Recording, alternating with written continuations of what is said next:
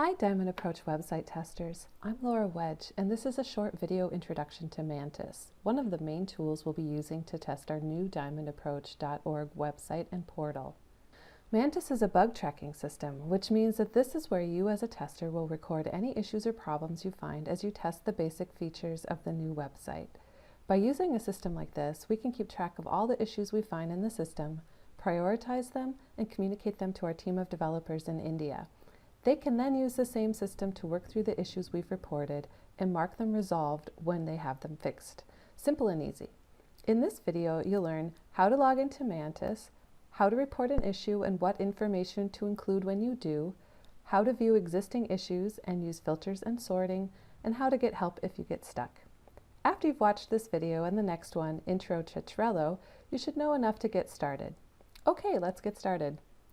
To show you how to use Mantis, we'll be looking at a real bug on the Diamond Approach test website. I'm testing a feature on the public site, which is that I should be able to go to a page on the public site and click this download button to download the page as a PDF so that I can read or print it out later. I just noticed that when I click the download button on this page, the PDF that downloads is basically empty. I don't see any of the text that's on this web page, which is what I wanted to save for later. It's probably not supposed to look like this, so I'm going to report this in our bug tracking system. First, we need to log in to Mantis. Go to the Mantis website and use the login information you should have already received. This takes you to a dashboard with various views of the issues that have already been reported. You can safely ignore all of this for now.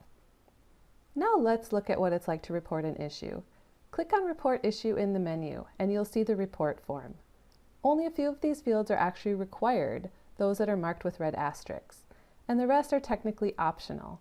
As we go through it, I'll show you which optional ones are the most important to fill out. The very first field at the top is called Category, and you can basically always choose General. Feel free to skip Reproducibility, which just means how often the bug occurs. You can also skip Severity and Priority. In Select Profile, you can let us know what kind of computer you're using and which web browser. This is important information for us to have because some issues only happen on certain operating systems, Mac or Windows, or in certain web browsers like Safari, Chrome, or Firefox. If you don't see something that matches your setup here, you can fill in the three fields below. Platform means which web browser, and operating system is probably Mac Operating System X, iOS, Android, or Windows.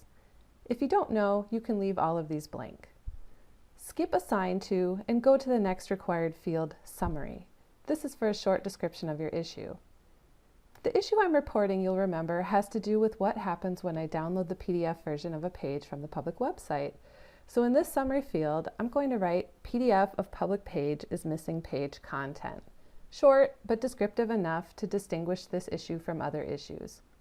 I kept the summary short, but I can put more detail into the next field. Here's where I can really describe what happened. In this case, I'm going to write, the PDF I downloaded from the site was pretty much blank. None of the text from Ridwan's school page shows up. That's probably enough. I could add more here or in the next two fields, but I'm going to skip down to Drupal entity type. Drupal is the name of the content management system we're using for our site. So this field is a way of categorizing the bugs we found. Unless you think your bug fits in one of these, you're welcome to just choose Other for Drupal entity type. Now I get to a very important field where I can upload a screenshot or another file for the bug I found. To learn how to take a screenshot, see our screenshot explanation guide. In this case, I'm going to upload the actual PDF that I downloaded. Ignore View Status, and for this last field, Report Stay. I'm going to make sure it's checked. This is a cool Mantis feature that allows me to report a bunch of issues in a row without having to fill in this top part over and over again. So now that I'm done filling out the report form, I'm going to click Submit Report. Hopefully this will tell me that my issue has been submitted successfully, and I could submit another one if I like.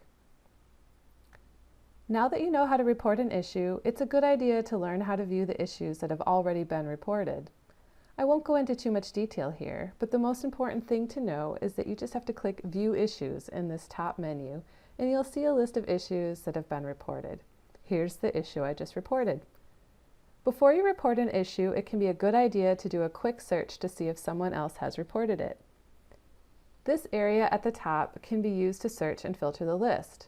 One thing to remember when searching and filtering is that Mantis remembers which filters you've been using, so you have to click Reset Filter when you want to start a new search. Sometimes you want to refer to an issue when chatting with another tester or administrator. Mantis makes this easy by giving each issue a unique ID number, which you can see in the column labeled ID in the issue list, or when you're looking at an issue in the first part of the summary, or it can be found in the tail end of the URL. You can also jump right to any issue if you know its issue ID by entering it here in the upper right-hand corner of any page. If you get stuck, feel free to reach out to our web team by emailing tester-support@ridwan.org, calling 510-841-7683, or you can find us on Slack. If you're not familiar with Slack, it's basically a fancy chat room. Shoot us an email and we'll send you an invite. In this video, we've learned how to log into Mantis, how to report an issue, how to view the list of existing issues, and how to get help when you get stuck. Mantis is pretty simple once you get used to it, and I hope this video makes it a little easier for you to get started testing our new website. Thanks for your help, and thanks for watching.